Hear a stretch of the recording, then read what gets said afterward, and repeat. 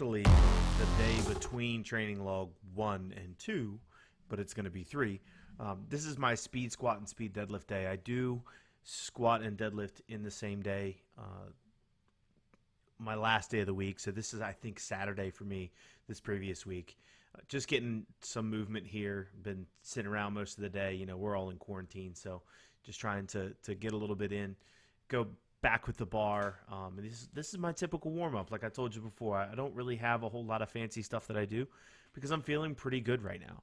I'll be working up to, I believe, 425. I think it was supposed to be 415, but for sake of ease of loading, for 9 sets of 3, and then the same thing, 8 sets of 2 on sumo deadlift for the same thing. So I slap 100-pound plates on, and right now I'm just trying to get through some motion here and then build some speed and confidence. I try to move as quickly as possible in regards to the reps themselves when I'm warming up.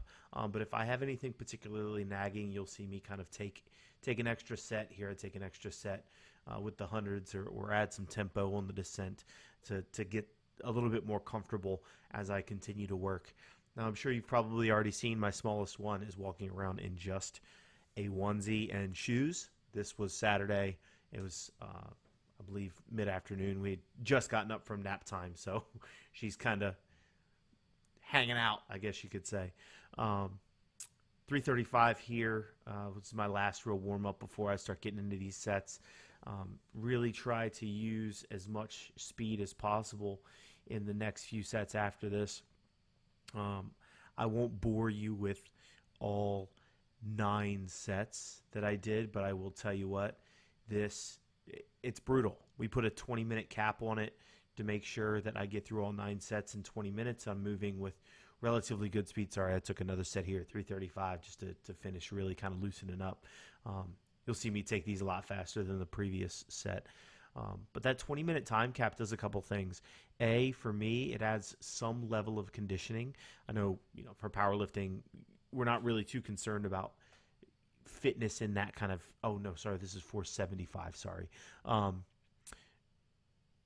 In a traditional sense of fitness. But one of the things that I've found is with this particular thing, it makes me feel just a little bit better, not just about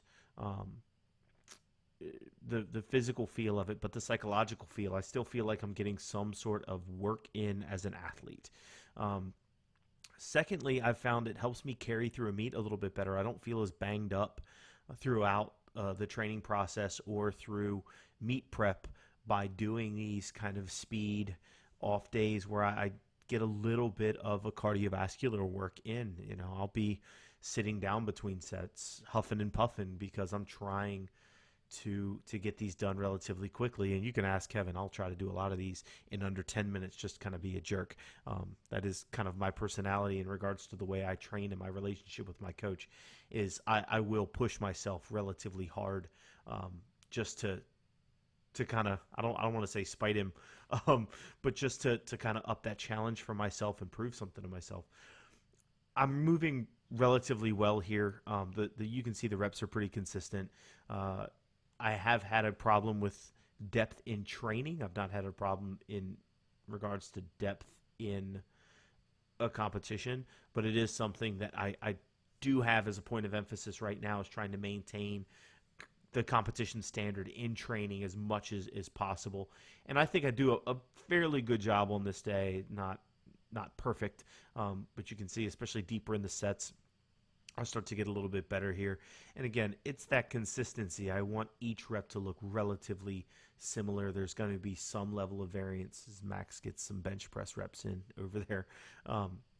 You're going to notice some level of variance from rep to rep to rep, and we find that in beginners and in elite level athletes that there's some level of variance.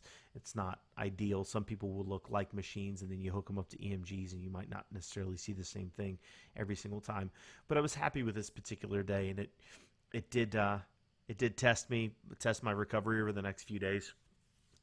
9 sets of 3 in that kind of time cap is a tough amount of workload to get through. But overall, I was happy with this training day, and it set me up really well for what you saw in training log 2. So this is the last set here of squats. I had to take a little breath there. You can see the kids having a pretty good time downstairs training with us. They've really enjoyed this whole thing. Moved right into deadlifts here with a sumo pull. I do like to pull sumo in competition and especially in briefs. One thing you'll notice, it's a little kind of tip here. It's not this video, you'll see it, but you'll see me internally rotate my shoulders as I go to set up the bar. I do pull hook grip. I don't pull an alternating grip. So you'll see it on this next video. You'll see me intentionally internally rotate there to set my thumbs a little bit better, and then watch me rack the elbows back as I pull my chest up and kind of get my arms long. That sets a much tighter grip, and I've found it's helped me secure my grip better. Now, this is a time with these speed sets that I do not use any type of grip assistance. We talked about that in my first kind of training log. Especially with the speed, I've found it acclimates me to a nice, strong, solid pull and gives me a little bit of confidence in my hook grip without beating the crap out of my hands so much. So that is training log 3. If you guys have any questions, please let me know, and you can put them in the comments.